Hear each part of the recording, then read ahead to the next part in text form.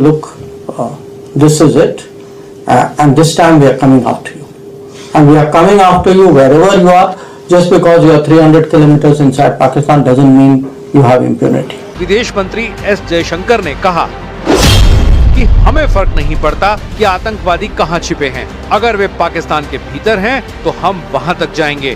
भारत अब आतंक के खिलाफ सीधे सैन्य कार्रवाई करने में नहीं हिचकेगा। दोस्तों, भारत के minister of external affair doctor Jaishankar ने पाकिस्तान को एक बड़ी तगड़ी किस्म की धमकी लगाई है और उन्होंने कहा जनाब कि हम आपके ऊपर जो है ना वो हम हमला कर देंगे। इकॉनमी फ्लरिश हो रही है, कहाँ फ्लरिश हो रही है?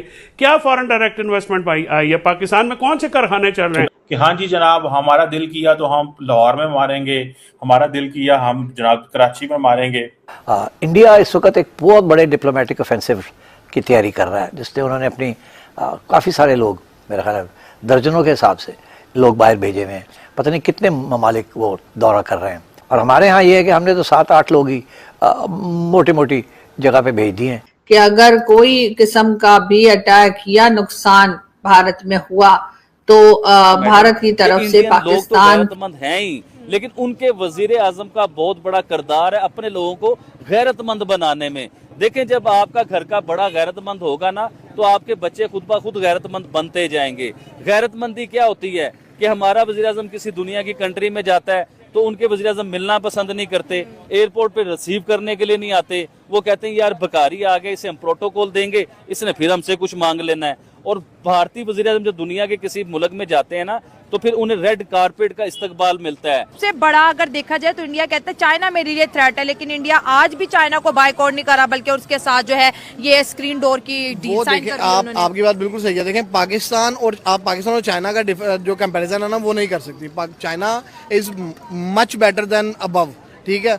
तो वो जो पाकिस्तान को आप इंडिया के साथ कंपैरिजन करें ना, एक तो वो राइवलरी जो शुरू से चल रही है 1947 से, कहना कि अगर आप ट्रेड करते हैं चाइना इंडिया के साथ, लेट्स सपोज ट्रेड करते हैं इंडिया के साथ, तो आपके पास ऐसा क्या है देने के लिए इंडिया को?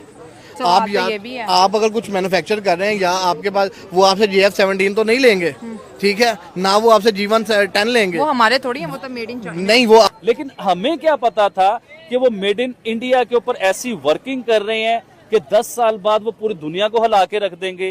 पूरी दुनिया की नजरें भारत पे होंगी 10 साल बाद कि वो क्या वर्किंग कर रहे हैं ऐसी। तो देखिए, उन्होंने जब मेड इन इंडिया पे काम किया, मैडम जब आप मेड इन पाकिस्तान पे काम करते हैं, मेड इन इंडिया पे काम करते हैं, तो वो आपकी इकोनॉमी में बहुत बड़ा एक फर्क लेके आता है। तो हम क्या बेचेंगे? आप टमाटर सब्जी के अलावा कुछ नहीं बेच सकते। उनके पास बहुत ज्यादा है। आपको बल्कि जरूरत है उनसे लेने की, क्योंकि आप तो सोसाइटी ले लेंगे उनसे, बाइक्स ले लेंगे, लेकिन मोबाइल ले लेंगे। आप कैसे लेंगे उनसे? वो सारी कंपनीज जो हैं वो फॉरेन कंपनीज हैं जो वहाँ पे इन्वेस्ट कर रही हैं। वो बेसिकली आपने मेन उस हब को टच करना है। नंबर 1 देखें, जिसके पास वो पंजाबी की मिसाल है जिन्होंने घर विच दाने उन्होंने कमले भी से आने, तो वो असल एग्जैक्टली वो यही चीज़ है कि आपका वार अपनी जगह पे है, लेकिन आपका जो बिजनेस है, आप रेवेन्यू जनरेट कर रहे हैं उससे, वो आपने एक चीज़ प्रोडक्ट ली है, अब उसकी क्वालिटी इस तरह की है कि दुनिया में और कोई उस तरह की क्वालिटी दे नहीं रहा, उन्हें ना चाहते हुए भी उससे लेना पड़ेगा। लेकिन दुनिया तो चाइना का मजाक उड़ाती है कि वो अच्छा सामान नहीं बनाते, लेकिन आप कह रहे हैं वो तो चाइना की बेस्ट कंपनी है जो बेस्ट बना रही है। ये भी मिसकंसेप्शन है। बेसिकली